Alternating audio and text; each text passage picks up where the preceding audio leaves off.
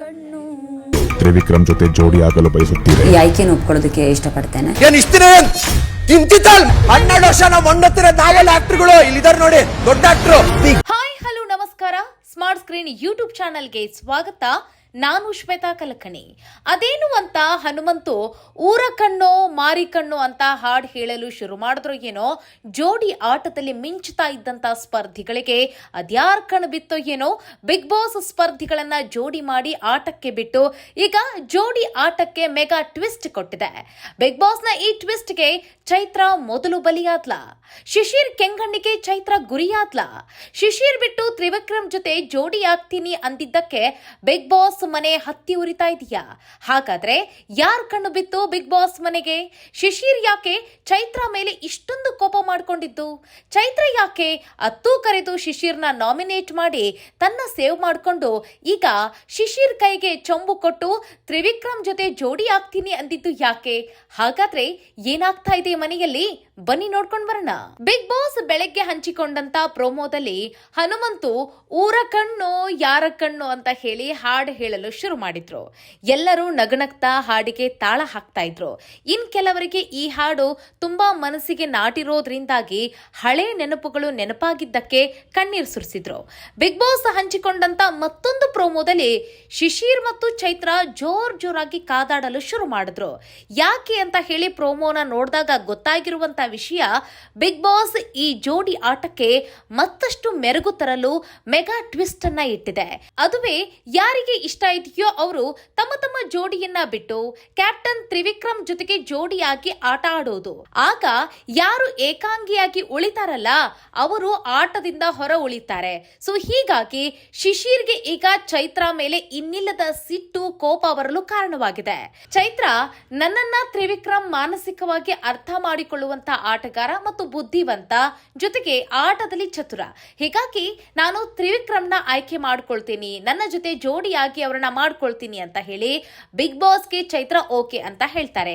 ಅಲ್ಲಿಂದಾನೇ ನೋಡಿ big boss ಮನೆಯಲ್ಲಿ ಜಗಳ ಜೋರಾಗಿ ಶುರುವಾಗಿತ್ತು.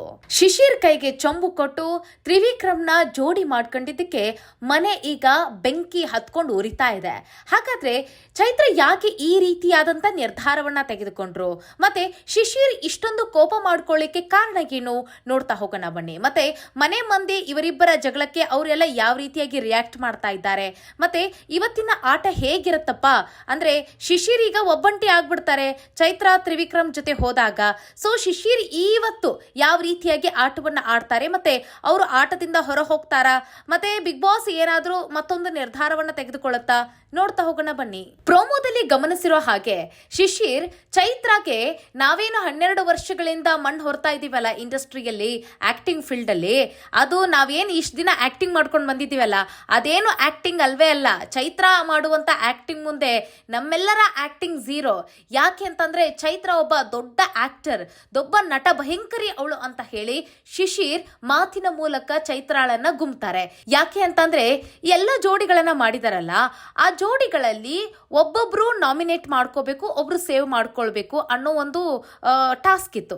ಆ ಟಾಸ್ಕ್ ನಲ್ಲಿ ಏನಾಗುತ್ತೆ ಅಂತಂದ್ರೆ ಶಿಶಿರ್ ಮುಂದೆ ಚೈತ್ರ ಅತ್ತು ಕರೆದು ನಾಟಕ ಮಾಡಿ ನಾನು ಹೊರಗಡೆ ಜಗತ್ತಿಗೆ ನಾನೇನನ್ನೋದನ್ನ ನಾನು ಪ್ರೂವ್ ಮಾಡ್ಕೋಬೇಕು, ಮತ್ತೆ ನಮ್ಮನೆಗೆ ನನ್ನನ್ನ ಬಿಟ್ರೆ ದುಡಿಯೋರು ಯಾರು ಇಲ್ಲ, ನಾನೇ ನಮ್ಮನೆಗೆ ದುಡಿಯುವಂತ ಅವಳು.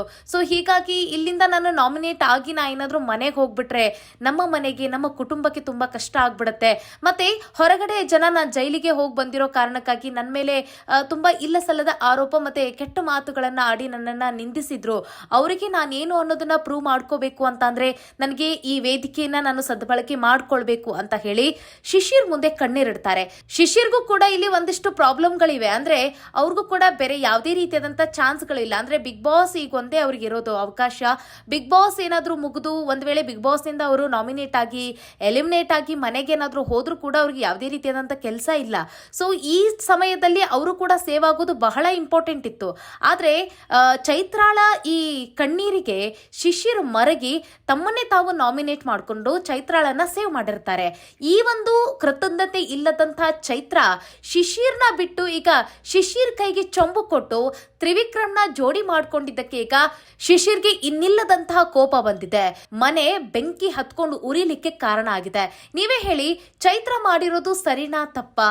ಯಾಕೆ ಅಂತ ಅಂದ್ರೆ, ಹಿಂದೆ ನಡೆದಿರುವಂತ ಒಂದು ಎಪಿಸೋಡ್ ನಲ್ಲಿ ಚೈತ್ರ ಮತ್ತು ಶಿಶಿರ್ ನಡುವೆ ಒಂದು ದೊಡ್ಡ ಜಗಳ ಆಗಿರುತ್ತೆ. ಅಂದ್ರೆ ಯಾವ ಲೆಕ್ಕಕ್ಕೆ ಅಂತಂದ್ರೆ, ಚೈತ್ರ ಹಿಂದು ಮುಂದು ನೋಡದೆ ಯೋಚನೆ ಮಾಡದೆ ಶಿಶಿರ್ಗೆ ಏಕವಚನದಲ್ಲೇ ಮಾತನಾಡಿರುವಂತದ್ದು, ಮತ್ತೆ ಹೆಂಗಂದ್ರೆ ಹಂಗೆ ಬಾಯಿನ ಹರಿ ಬಿಟ್ಟಿರುವಂತಹ ರೀತಿಗೆ ಶಿಶಿರ್ಗೆ ತುಂಬಾ ಬೇಜಾರಾಗಿತ್ತು.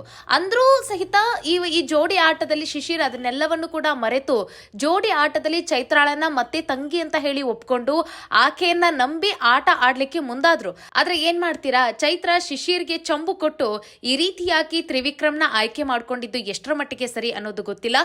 ಒಟ್ಟಿನಲ್ಲಿ ಈಗ ಬಿಗ್ ಬಾಸ್ ಈಗ ಹೊಸದೊಂದು ಮೆಗಾ ಟ್ವಿಸ್ಟ್ ಕೊಟ್ಟಿದೆ ಅನ್ನೋ ಒಂದು ಕಾರಣಕ್ಕಾಗಿ ಇಲ್ಲಿ ಚೈತ್ರ ಸೇವ್ ಆಗಬೇಕು ಮತ್ತೆ ಹೆಚ್ಚು ದಿನಗಳ ಕಾಲ ಬಿಗ್ ಬಾಸ್ ಮನೆಯಲ್ಲಿ ಉಳ್ಕೋಬೇಕು ಅನ್ನೋ ಒಂದು ರೀಸನ್ಗಾಗಿ ಒಂದು ಹೊಸ ಸ್ಟ್ರಾಟರ್ಜಿನ ಉಪಯೋಗ ಮಾಡ್ಲಿಕ್ಕೆ ಹೋಗಿ ಈ ರೀತಿಯಾಗಿ ಅಪನಂಬಿಕೆಗೆ ಒಳಗಾದ್ಲ ಚೈತ್ರ ಅನ್ನೋದು ಗೊತ್ತಾಗ್ತಾ ಇಲ್ಲ. ಯಾಕೆ ಅಂತಂದ್ರೆ, ಈಗ ಶಿಶಿರ್ ಅವಳನ್ನ ಕ್ಷಮಿಸಿ ತಂಗಿ ಅಂತ ಒಪ್ಕೊಂಡು ಮತ್ತೆ ಆಟಕ್ಕೆ ಕೈ ಜೋಡಿಸಿದ್ರು.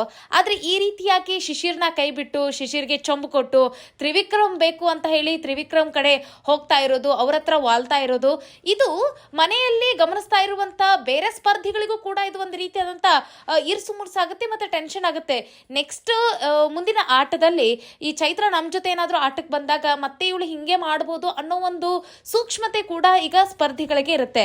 ಹೀಗೆ ಚೈತ್ರ ತನ್ನ ಒಂದು ನಡೆಯಿಂದ ಬಿಗ್ ಬಾಸ್ ಮನೆಯಲ್ಲಿ ತಮ್ಮನ್ನೇ ತಾವು ನಾಶ ಮಾಡ್ಕೊಳ್ತಾ ಇದ್ದಾರೆ ಮತ್ತೆ ಅಪಹಾಸ್ಯಕ್ಕೆ ಒಳಗಾಗ್ತಾ ಇದ್ದಾರೆ ಅನ್ನೋದ್ರಲ್ಲಿ ಎರಡು ಮಾತಿಲ್ಲ.